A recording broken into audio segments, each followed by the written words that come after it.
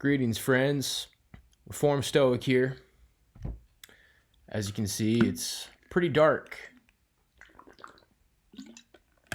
I was in line for an early bedtime tonight, but then I had the idea for this video, and I thought, you know what, we should be able to get this out pretty quick, and then I'll, be hitting more of an average bedtime. I'm not going to worry about uploading this tonight or any of that, so I should be all right. But I need to go ahead and get this off my chest. This is a little bit more of a personal video, just specifically about my life. But a lot of the videos I make are pretty relevant to like my life story. It's just a little bit more veiled as a general topic. But as I've said in many videos, I talk about my experience, and then I kind of am assuming that like a lot of other people have shared my experience and maybe they can benefit from it. Well, I've known this, I've been kind of like bouncing this idea off family and just kind of mentioning it casually. But now it's just really hitting me like this epiphany that I should have never returned to my hometown after going to college. So that's like a general advice video. Like, don't return to your hometown after going to college. But when you plug in my life, I should have never gone back to Kodiak, Alaska after going to Berklee College of Music. I've aired out a bunch of my personal drama on this channel. Sorry, I got stuff in my eyes. I was trying to go to sleep, but anyway. I've aired out a bunch of my personal drama and my life story on this channel. People who really pay attention, which I know some people out there are, I think the people paying the closest attention are the people who are not my friends and who are not on my side. But as people have heard me say, just like little personal vendettas, like I talked about how my original drum teacher was a narcissist, and it even got to the point where he was getting involved with some of the harassment that was going on last time I was in Kodiak because of this environmental agency he worked with. Well, I can tell you one thing that he was right about. And it begins to unveil this pattern of how, like, a lot of people in my hometown, Kodiak, they used to be good friends. They used to be good mentors. They used to be good leaders. And as I mistakenly kept returning back, that being a bad decision, it didn't allow them to be positive people in my life anymore because it was a mistake to be there. The last positive influence that my first drum teacher, Bear, ever had on me was saying, "I'm really disappointed to see you here." He's the one who wanted me to go to Berklee. And, I would come back every summer, every winter break while I was going there. And then, after, when I was living in the house with all the people in metal bands, I'd still pretty much go for every winter break. And as far as summers, it's starting to get a little shaky in my memory, but I was definitely there all of 2013 when I was going on tour with my band. The first time we went on tour, it hit me pretty quick. I was like running out of money on tour, and I was talking to my parents and like, "Oh, you're going to need to come here and work." And a lot of time my dad mainly was kind of dragging me back there. It's like, "Well, I got some work." And I don't even know if it was worth the plane ticket half of the time because I never really made that much money there, to be honest with you. Like one time I worked construction there, working on a house in winter 2013. That was the last time I was there before I moved back recently in 2021. And then first time I went salmon seining, that was kind of notorious in my friend group because I quit the boat. You never quit the boat, Shields. That was kind of the beginning of the end as far as like my reputation and my relationship with friends and whatnot. And sounds like Wrinkles is about to take a crap in the litter box. It's kind of making it a little bit hard to focus here, but I'm going to keep trying to push through. But yeah, that must have been like basically the first time I ever came back, you know, first summer I was back in 2010, my drum teacher, and he always had like a weird way about him, you know. My friends a lot of the times didn't like him and said he was a douchebag, and Bear's a weird guy. Just straight up, he was a weird guy. And as time went on, I started to understand that he's a narcissist, but he just had this kind of weird way about him, but sometimes he had some wisdom and some good advice, you know, as far as drumming. He's always telling me to do less drum fills and focus less on metal and more on music that makes money. And he's like, yeah, people call me a sellout. It's like, yeah, I'm a sellout. I sell out every night, you know, like selling out shows. And he did have some wisdom as far as like making money playing drums and just, that's probably like the best thing that anybody from Kodiak said to me, like after I left, is when I came back, I'm so disappointed to see you here.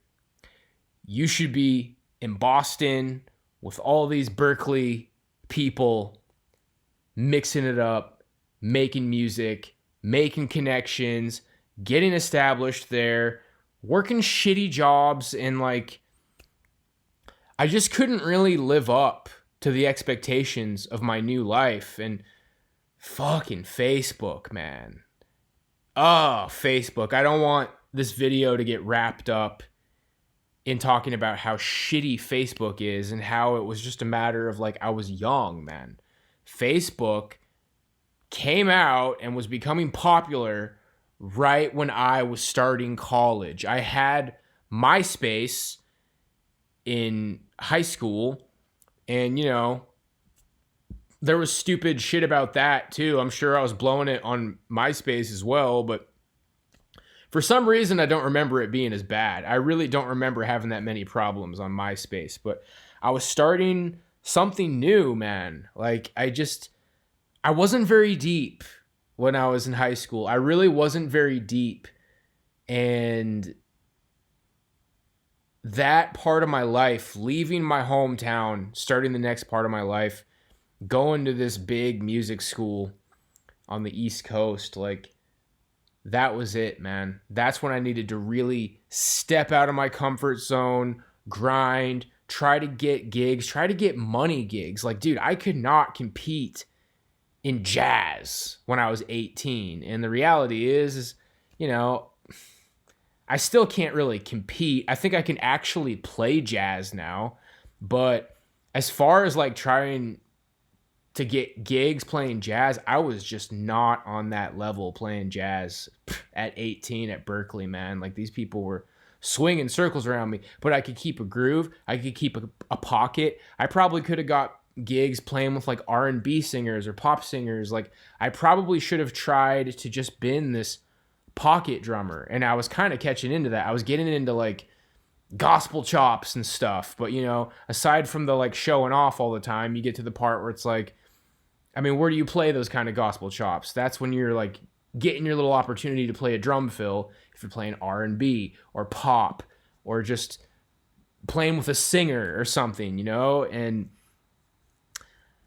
I'm just thinking about the life that I should have tried to live, and obviously it's like sad to me, and there's a lot of different directions this rant and this video can go, but putting it all together, you know, I've dwelled on the past so much. I've gone over these same things over and over and over again. I get accused of like saying the same shit on my channel all the time, but I don't know if I've ever really said this in this way. Like when I left Kodiak to go to Boston, to Berkeley, I should have never came back, man. Not to visit, not for anything. It's a long ass day of flying, bro. It's a lot of flying. It is out of the way. It is a 4 hour, I think it's a 5 hour time zone difference, bro. I was developing insomnia from going back and forth over there. And unfortunately, it's like I was emotionally weak. People saw that about me on Facebook. Like, all I fucking did all through high school and middle school and elementary school, overnights, every weekend. I go over to my friends' houses. They come over to my house. Hey, man, what are you doing?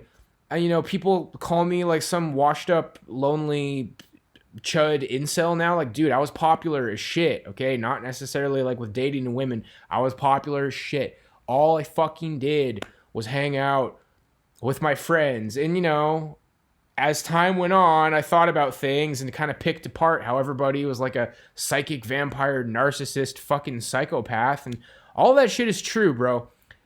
But if I would have just did the work, stepped out of my comfort zone, adapted, thrown fucking Facebook out the window, and just really started a new life. And that's what's so frustrating about Facebook, bro, because it's hard for an 18-year-old or a 19-year-old to have that kind of self-control, bro. Before social media existed, it's like, hey, I'll send you a postcard. I'll give you a call. But this, like, social network of, like, what's on your mind for fucking everybody you've ever met, dude, it's cancer to the 50th power, bro. And then people are like, well, I'm not bad at Facebook. It's like, you know what, dude? I don't want to get, like I already said, I don't want to get sucked into the Facebook shit. I was a little bit emotionally weak. I was always fucking surrounded by my little clique of friends in Kodiak, and then the clique of the party scene.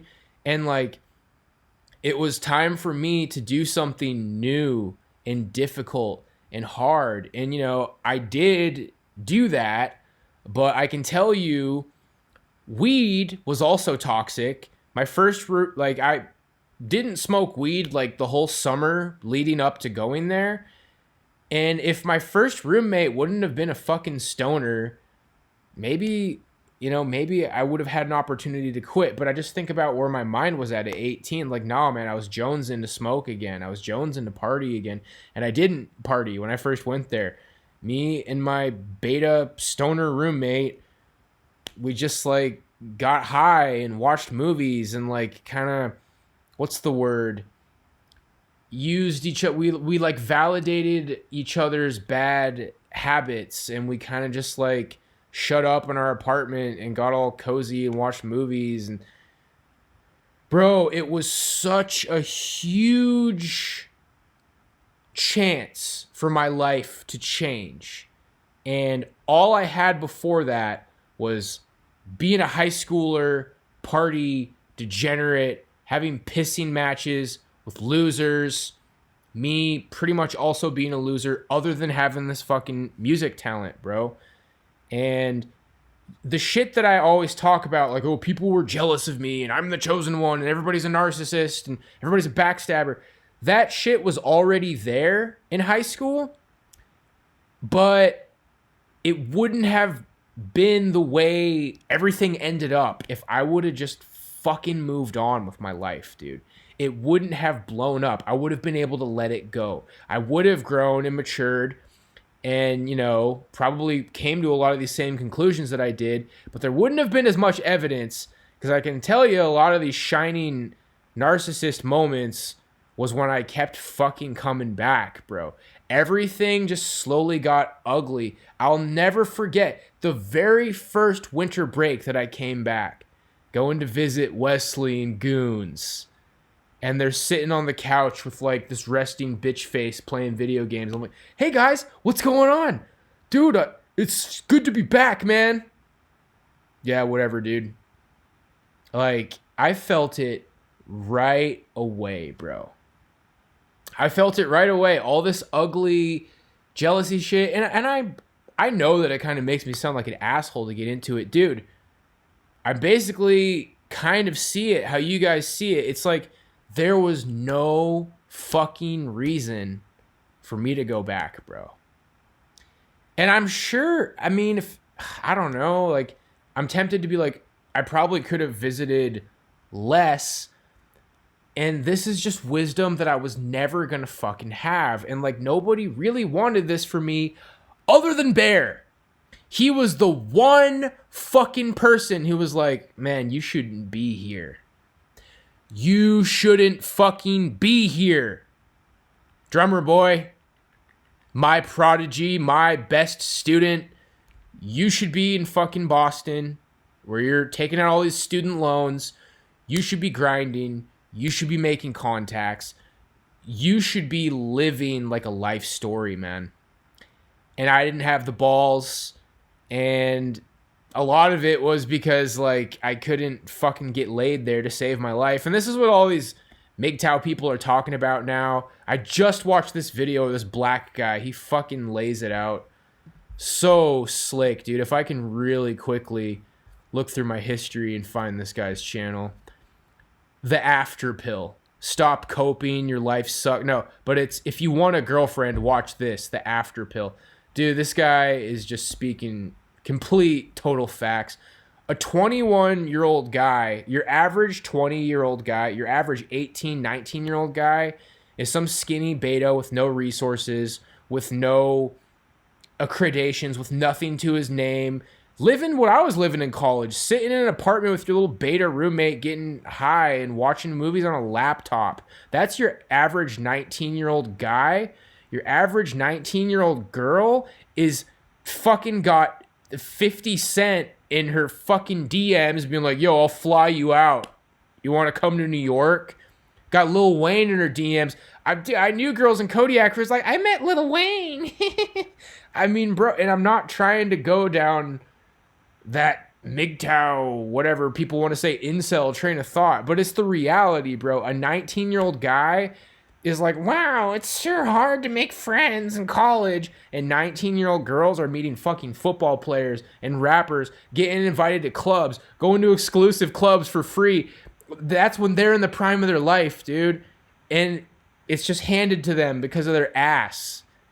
And, like, a 19-year-old guy, especially if you have this big opportunity, it's like, bro, you're going to the best music school in the world. You're fucking good. You're surrounded by people who you can make connections with. Get off the laptop. Get off the weed. Get out there. Hey, how's it going? My name's Jake and I'm from Alaska. Wow, Alaska, that's pretty cool. Boom. You got cool shit about your life and you're funny and you're charismatic, and it was all there, bro. And I totally fumbled it. But all the shit that I always talk about on my channel, like I was surrounded by narcissists. My parents, like, had a lot of issues, and I came from such dysfunction. And as I said on my stream today, bro, like, Kodiak is fucking, I didn't want to go there.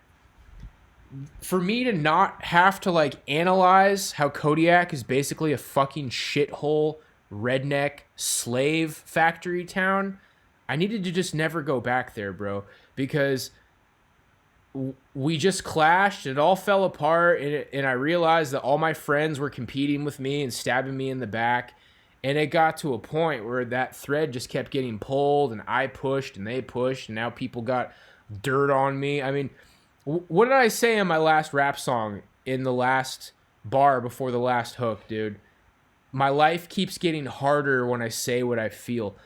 All these clips that people think are going to, like, ruin my life, dude, it's just me saying how I felt about reality. People getting jealous. People ganging up against me. People talking shit. People trying to belittle me. And bro, I should have left that town in the dust, bro. And it would have been so fucking hard, man. It would have taken so much that I don't know if, like, an 18-year-old, 19-year-old, they just don't really have that kind of willpower. They just don't really have that kind of determination. It would have required some help, bro. Like, my parents being like, I'm not going to pay for your flight. Like that. My parents want to hit me with all this tough love, right? This is what my dad is all about. My dad's all about this. It's like, oh, well, you got to build it. You got to build it for yourself. Make your own story, kid. That kind of shit. Well, don't fucking pay for my plane tickets to come back to Kodiak. Make your own story, kid. Get a job. You're in Boston. You're living the big time. Get a job. That's how he should have hit me with the fucking tough love. But no, it's always come back to Kodiak and get psychologically tortured by all your fucking old loser friends who are all becoming heroin addicts and are jealous as fuck of you. And it's crazy to think that, people are like, oh, you're not a victim. You're playing the victim. I was a victim until I spoke my mind. And I just mean that I was innocent. Like, I didn't really do anything to anybody. I was just getting bullied by future heroin addicts and drug dealers. I was innocent. And then I just fucking speak my mind. And, I'm yelling a little bit and getting a little aggressive. Not a fucking big deal. People are like, he's dangerous and we'll call the fucking Department of Homeland Security. It's all horse shit, dude. And this is why I watch all these Chosen Ones videos, because it is my life story to a T. I have seen now that everybody I knew in Kodiak wanted me fucking destroyed, bro. You didn't want to see me make it playing drums. No, you wanted to see basically exactly what happened. You wanted to see me flip shit and be like, oh, people thought he was talented, but he's completely fucking insane. Lock him up for saying that Kodiak's a shithole and yelling. It's fucking crazy, bro. And, I'm a Christian and I believe that things happen for a reason. And for some reason, God, this is what you wanted for my life. I'm supposed to learn something from all of this. Well, and you're also supposed to stop looking at the past at some point, and you're supposed to kind of move forward. And I think everybody knows at this point that I'm stuck in the past, but this is it, bro. Trying to go back in time and fix my life. I've said a few times that I shouldn't have gone to Berkeley because I didn't have the money, and it's oh no, bro, there's a timeline where it was a good idea for me to go to Berkeley, bro. And that's kind of where Bear was being an idiot sometimes. He's like, I've never seen somebody so unprepared for Berkeley. He didn't even think that I'd get in. I did get in. And I knew Mike Mangini. Mike Mangini would talk to me in the hallway. He was giving me private lessons a year before he joined Dream Theater.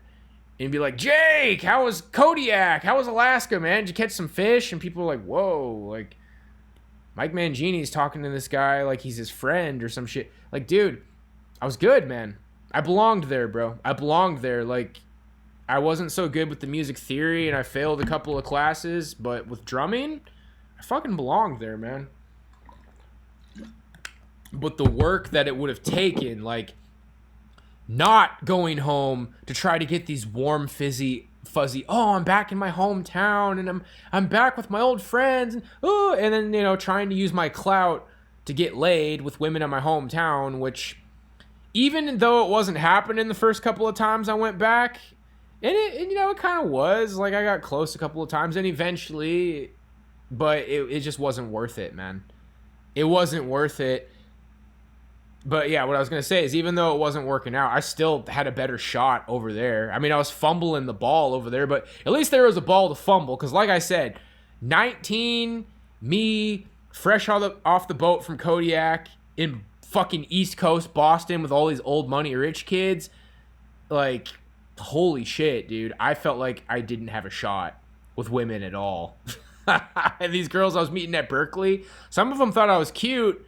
But then I started fucking opening my mouth and I had all this shitty, traumatized, not deep, not smart, not developed, non-charisma, and I'd fucking blow it right out the gate, dude. I needed so much work. And that's the problem. You get to this new part of your life when you're 18, it's when am I going to get laid? It's dude, you're thinking about the finish line. You're just starting the race, bro. You're going to the school that you can't really afford, surrounded by a bunch of privileged rich kids. It's fucking go time. It's not cry on Facebook time and lose respect from people who never respected you in your hometown. It's not fly back to your shithole town and get psychologically tortured by future heroin addicts time and try to get laid with some fucking loose women time. It's fucking go time, dude. It's do whatever the fuck you gotta do. work at Starbucks, go to bed early, wake up early, shake hands, step out of your comfort zone, try to get gigs, try to fucking learn jazz and get to where you can play jazz, but play pocket and be like, I'll do it for free. Like, please pick me over this fucking hot shot, fancy pants drummer. Dude, it was fucking go time.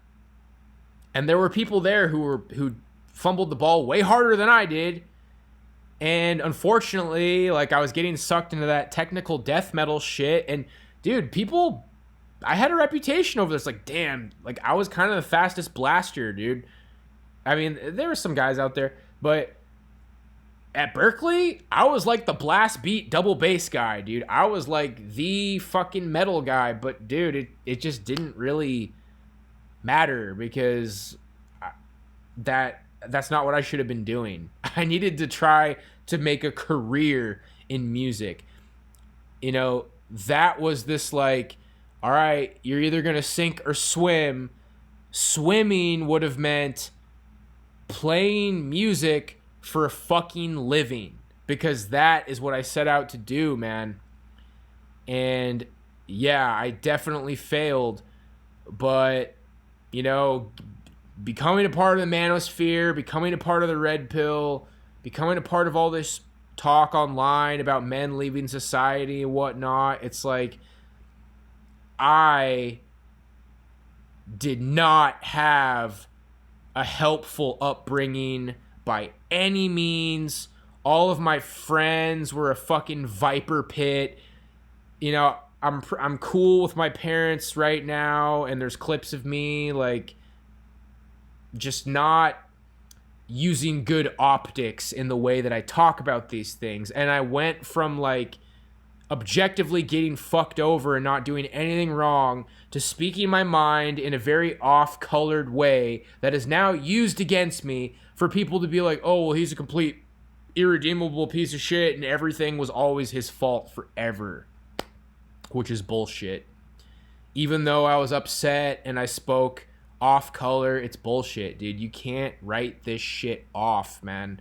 To expect an 18-year-old who was living the life that I lived and had the upbringing that I did and came from the town that I came from to just have this cutthroat, like, Facebook is pussy shit, this is for losers, fuck my hometown, and never say that because I won't have Facebook to say it. Just go ghost. No me typing up big shit like, oh, I learned that Kodiak is this and this and this and this and this. I mean, who am I saying it to? You're saying it to everybody you knew from Kodiak. Like, dude, fuck you. Like, who do you think you are? No, just Facebook gone, Kodiak gone, no summers in Kodiak, no fucking winters there. Like, working at a Starbucks, playing jams at night, trying to play jazz. It's like, damn, dude, like getting vibed by jazz people. Like, you're dragging, dude. Your solo fucking sucked. I hated the way you comped for my solo. Your tone sucks. You can't tune drums. You're fucking garbage at jazz. Like, I needed to live that, dude. And you gotta be such a fucking killer, dude. You gotta be a killer. Weed is for losers. Going back to your hometown is for losers. Oh, you got some work here. Well, there was also some work in Boston. It would have been Starbucks, ice cream shops. It would have been garbage jobs. I worked garbage jobs there, and I had a shitty attitude about it. But I'll tell you this much, dude. I needed to, like, work while I was going to Berkeley because I already had a lot of reasons to be bitter by the time I worked those shitty jobs. I was working those shitty jobs to try to stay afloat so I could play in a technical death metal band that was never going to go anywhere. I don't know if anybody gives a shit about any of this, dude, but on some level, this rant is for, like, people from my past who lurk here, dude. And yeah, I'm still saying, like, Kodiak's a shithole and you're a narcissist psychopath, which is probably just going to trigger you and not make you want to understand. But what there is to understand is I would have never gone there. I would have never, like, lost my friends the way that I did. I would have never had this fucking crazy clashing meltdown where my reputation is just giga crucified and there's clips of me saying all this shit, dude. Like, I'm living in the mistake. I'm living in the life that shouldn't have been. But the version of me, the way that I would have needed to play things, because here I am talking about what I needed to do now. Now I have the wisdom. Maybe I don't have the optics and the attitude. I mean, this is just some shit that I felt needed to be said, man. Like, because I've spent a lot of time being like, oh, I never should have gone to Berkeley. Bro, I think I should have. I think I should have gone to Berkeley. But I needed to just absolutely milk it for everything that it was worth. I needed to be Mr. Shaking Hands, Mr. Going for it. And all this shit about, girls didn't like me. Like, bro, that should... guys don't want to hear this, dude, because there is Chad Thundercock at 18, football guy. There are guys at 18 who girls want to fuck, dude. And when it's not you, but you're also like doing something big like me, that's who I was. Girls did not want to fuck me, but I was going to Berklee College of Music, chasing my fucking dreams. You know what you do in that situation, bro? You don't worry about girls. Because if you do everything fucking right, by the time I was 22, I could have had gigs. I could have been like, oh, so what do? I fucking play drums for a living, and I'm fucking good, and my name is like rising, and I'm living my dreams, and I'm taking life by the fucking balls, bro. I mean, and obviously there's guys who are ugly and you're not doing shit with your life. Well, guess what, dude? That wasn't fucking me. And people are like, well, that's your fault. I'm like, dude, nobody ever wanted me to make it from my hometown. I should have just shut you guys the fuck out. And there's no middle fingers and there's no big paragraphs on Facebook. Just bye, see ya. Wow, Facebook is fucking cancer and toxic, and this is just a way for people to make passive-aggressive bullshit remarks and not validate. But I would have never understood that when I was 18, and most of you don't understand that now, in our fucking 30s. I'm a fucking philosopher, and I understand all this shit. I mean, for the record, a lot of people know that Facebook is cancer now, and a lot of guys just had the natural instinct to not be a fucking beta on Facebook. But, dude, all I'm saying is, like, I see this version of myself now who could have made it, but I never would have been that fucking guy, dude. I had a shit upbringing. I went to a shithole public school. I was surrounded by shit. Like, dude, people, like, basically turned me into this fucking potential drug addict party animal, dude. My friends were a bad influence on me in Kodiak. People like, everybody wants to see you smoke weed, Jake. Everybody wants to see you drink, Jake. People said that kind of shit to me because I was goody two-shoes. I didn't drink or smoke until my junior year when all these fucking people I partied with, they were drinking and smoking since fucking 6th grade, dude. And everybody's like, oh, everybody wants to see you party. And for the first 6 months, dude, yeah, Shields is here partying. But what happened after the first 6 months, everybody? You all fucking know. People clowned on me. People tried to put me down. People tried to fucking take advantage of me when I was stoned out of my mind. Dude, and it wouldn't have been that big of a deal. Like, I think of all the memories from high school. And yeah, people were starting to clown on me a little bit when I was partying in high school. But, bro, it got so fucking ugly. It got so ugly. I literally lost all of my friends. I literally had this reputation like I was some horrible racist monster. And it's just like, bro, I should have never fucking gone back. And it's sad to me that my parents don't understand that and didn't see that. I mean, I definitely shouldn't have gone back in 2021. I mean, I kind of understand, like, it was just the opportunity that was there, but part of what made my life, like, way harder is that my parents didn't have any fucking wisdom for my life at all. I'm not trying to talk shit, that's just a fact. That's just a fact. My drum teacher, who now I have to say is one of the worst narcissists that fucking exists on this fucking planet. Complete shitbag. That's what I have to say about you now, Bear. You are a complete fucking shitbag. I surpassed you at drums when I was 16, and you were just cancer. But the fact that you were the only one who said to me, you shouldn't be here, that's what everybody should have said to me, dude. And more than anything, that's the mentality that my parents would have had.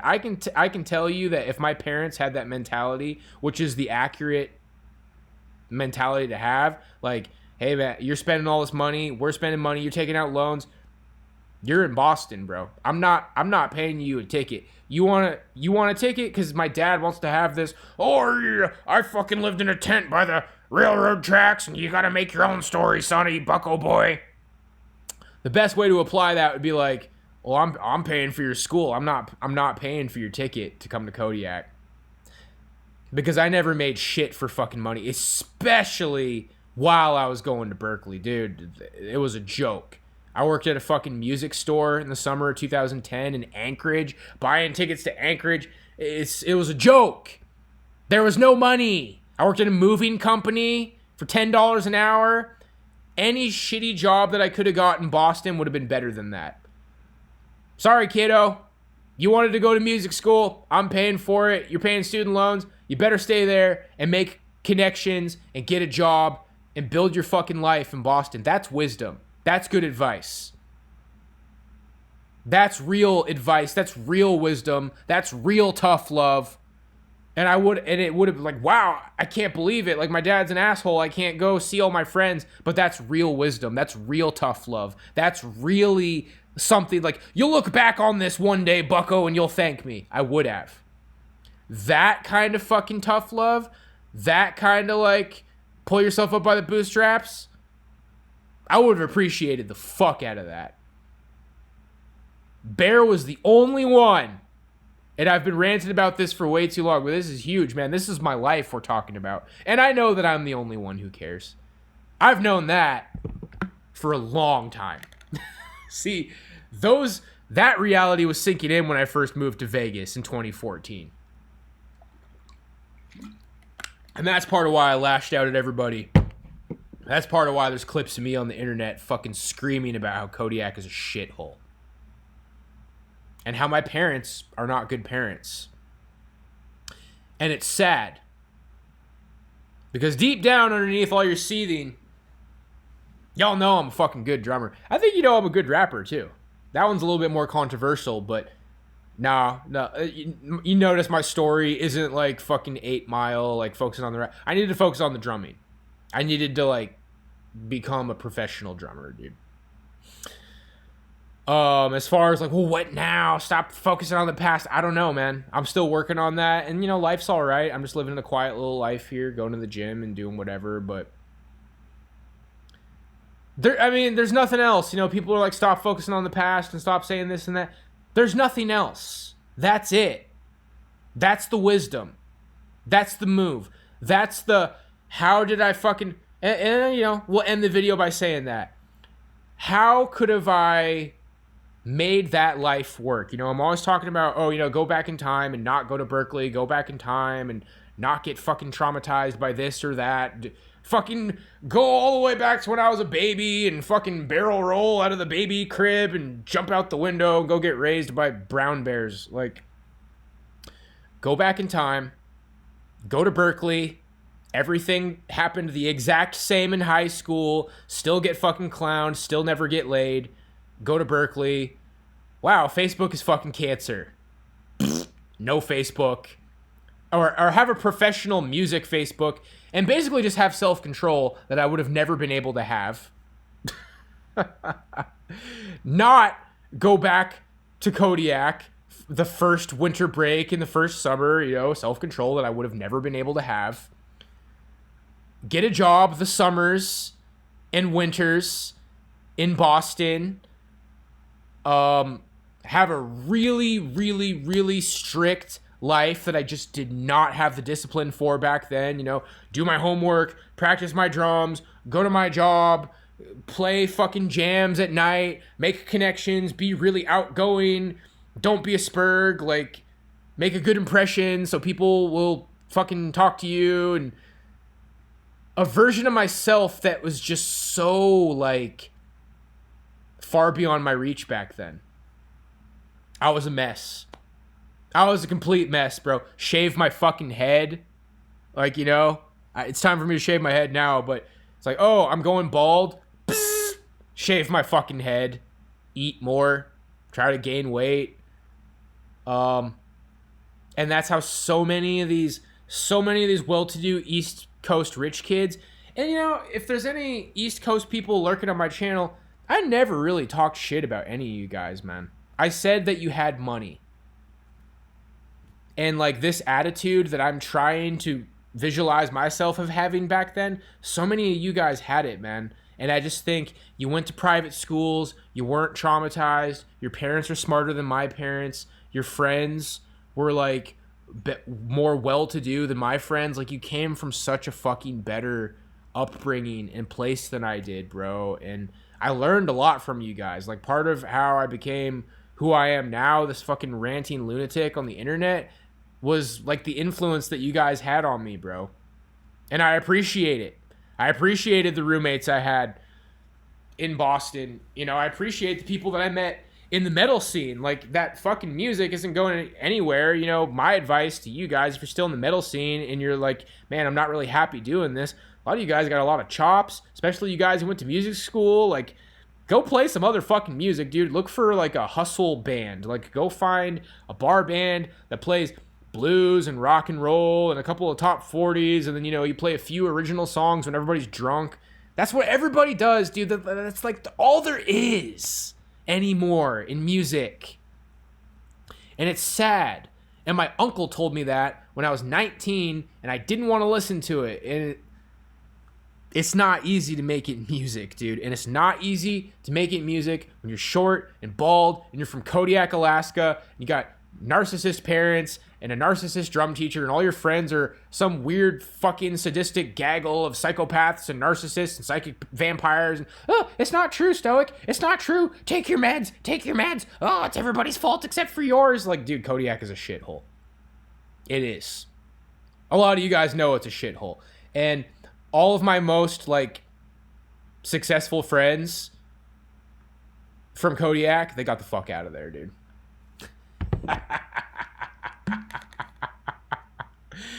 And if I would have never fucking went back, we wouldn't be having this discussion. I wouldn't have just went nuclear and said everything as it is. And I probably would have been able to keep all of you as friends because we had some good times. Michael was like, I guess we were never friends. No, we were, dude. We were friends. And now we're not. And somewhat sadly, I really don't give a fuck, dude. I don't miss you at all. I remember when Max in Boston was visiting, he got all drunk, and he's like, yeah, I hate to tell you, man, but I unfriended you on Facebook, and I'm sorry. And it's just like, I didn't even notice that you unfriended me. He's like, no, you did. I unironically did not notice that you unfriended me on Facebook. I know I was an idiot on Facebook, by the way. I was. But I really didn't notice that you unfriended me, dude. It didn't have to be this way. It really didn't. And maybe this video is kind of cringe, and this is still just more cringe for the cringe compilation, but this is it. This is the whole thing, man. This is what it is. And I just wanted to get it all out there. Nail in the coffin. It's done. There's nothing else to be said. That's the wisdom. That's the truth. That's the hindsight. It's 2020, and oh, you got all this wisdom now. Like, can you figure it out now? I always got hope. I always got faith. But yeah, it would have been really cool if everything that I said happened. You know, my dad's like, sorry, bucko. I'm not buying you a plane ticket back to Kodiak. If you want to come visit all your stupid, degenerate friends and run around in the woods and party with losers, you can get a job and you can buy the plane ticket yourself. That is wisdom. That is tough love. Like, some of these boomers, man, they want to act like they're giving you this tough love, like they're giving you this wisdom. And you know, they made mistakes. I made mistakes. If people think me on this channel with all these rants and uncovering all this shit is trying to say that I'm perfect and I never did anything wrong, it's that my life is a fucking train wreck.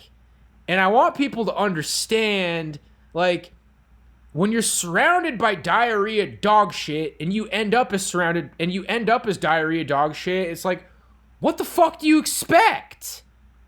What do you expect, bro? When all the advice I got was garbage, when all the fucking guidance I got was garbage, when I went to a dog shit public school and look, it's not the teachers. It's not that the teachers were bad. It's like everybody was a party animal degenerate, and so many people I grew up with are like drug addict degenerates, or at least they were for a long time. And I know a lot of you guys tried to figure it out and like you came out okay. And bro, it's crazy, man. And when I watched my life like spinning off the rails a long time ago, I saw that my life was a mess well before any of you did. I eventually made that public for you. I saw it well before any of you did, but when I started to see that my life was spinning off the rails, man, it's like, that's when I started becoming a fucking philosopher, man. Because it's like, what the fuck happened? Like, something's not right here. I feel like I've been betrayed. I feel like I've been misled. I just feel like it's all a big crock of shit. But part of what I uncovered is that I could have never been this guy who has the job, doesn't go home, doesn't fuck up on Facebook, has the pro Facebook, and builds everything the right way, makes the money, shakes the hands, okay, I'm done with my job, finish up my homework, and go to a jam, and make connections, and shake hands, and that guy starts getting his shit together, and starts getting some female attention. Even if I am a fucking balding midget, like everybody says. Is that hate speech? No, it's not hate speech when you say somebody's a balding ginger. And I'm the balding ginger. If it is hate speech, then don't give me a hate speech strike, because I'm the balding ginger. I'm the one who everybody says that to. But when I say what you are in a derogatory way, oh, yeah, because I just totally like did that native rant unprovoked, right? I was in an argument with a native when I said that. A native who was one of my best friends for most of my fucking life. Okay? Nobody wants to read between the lines, though, do they? Well, I can tell you this much. Leaving the past behind, we're done. We're done with the past now. That was it. So, I'm still alive. I'm looking good. I'm trying. I'm working out. I got common sense. I shave my head. I don't have a big, stupid fucking skullet like I used to have. Trying, dude. I'm still here. Smarter than I ever been. Getting the best shape of my life. Better at drumming than I ever been. Somebody was like, oh, he used to be good at drums and he went crazy. It's like, dude, I'm better at drums than I've ever been. Ever. I don't know what to say about the rap, dude. The whole... people ask me, it's like, do you like Post Malone? Dude, he's covered in face tattoos, bro. I mean, look at this shit with Diddy. Like, are you guys not getting the big picture about rap, bro? I think I'm the shit at rap. I think I'm the shit. I think I can make good rap. I think why a lot of normies don't understand that I'm good is because my production sucks. Like, you have to know enough about production to realize that The rappers in the industry are getting the best production. Dude, if I was working with producers, and because most of these guys don't even write their own rap, and if they do write their own rap, there's a producer that's like, oh, you know, this part of your verse is bad, and change this part of your verse. Dude, Taylor Swift has like 20 fucking writers on one of her songs. You guys have no idea how the industry works. A lot of you guys have no idea how the industry works. If I had fucking producers telling me how to dress, it's like, yeah, that part's good, but change this part, change that word to this, yeah. And then they produce it, and then, like, dude, I would be a fucking dope rapper. 100%. I have the confidence, and that's an important part of it, too. I think I'm the shit. I don't care if, but it just doesn't matter, dude. Most of these rappers are, like, getting boinked by P. Diddy at a fucking freak-off, bro. The industry is evil, dude, so it really doesn't matter. The rap is just whatever, dude. I'm gonna make more songs, and it'll probably never go anywhere, and it's probably not the best place for me to put all of my efforts, and it probably never was, and whatever. There's just not really that much to say about it, dude. Other than I'm the shit, and, like, if anybody ever wises up, I'll fucking take over the world with rap, but 52 minutes, baby. Just real facts only. I'm a human being, dude. Like, I'm not crazy. I've never taken meds in my entire life. I tried to do something really extraordinary, man. I really tried to, like, go above and beyond and live this crazy life, dude. And when you try to live a really extraordinary life and it goes wrong, it's like The Fly, dude. I love doing these metaphors, you know? He was trying to create this fascinating, groundbreaking discovery. The science chick is, like, banging him because she knows he's on the cutting edge. And it's like, wow, this guy's going to be a multi-billionaire. The sky's the limit because he created this teleporter. But when it goes wrong and you go through it and there's a fly in it, as extraordinary as it seemed like it could be, that's the level of ugly that it's going to be. It's going to be like, I'm fine. Go through the teleporter, sweetie. Punching through walls like, oh my gosh, something went wrong, dude. That's my life. And I'm living it. And I have no criminal record. And it's funny to me how it's all wrapped up in everybody else's ability to forgive. That's what Jesus is showing me, is like, y'all can't forgive. You're not living a Christian life. And a lot of people not living the Christian life are going to church. I haven't made a video in a long time. I haven't really been able to come up with a topic for a video. This is what I got. This is probably the last thing that I need to say about my specific life experience. So that is 59 minutes now, just under an hour, and take it or leave it. Hopefully, if you're somebody that I knew from my past, you'll take it and you do the right thing and you'll say, I understand.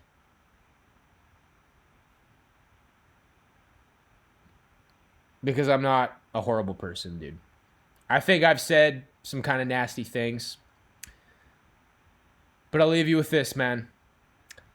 I was angry, and people said, you don't have the right to be angry, but now you're angry. It's like, oh, well, I have every right to be angry. And it's just like, you know, everybody has the right to be angry. I was angry, and now you're angry.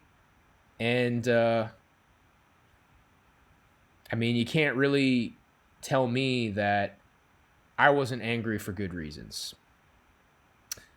But I will never go to Kodiak ever again. So I've learned my lesson. At least there's that. God bless.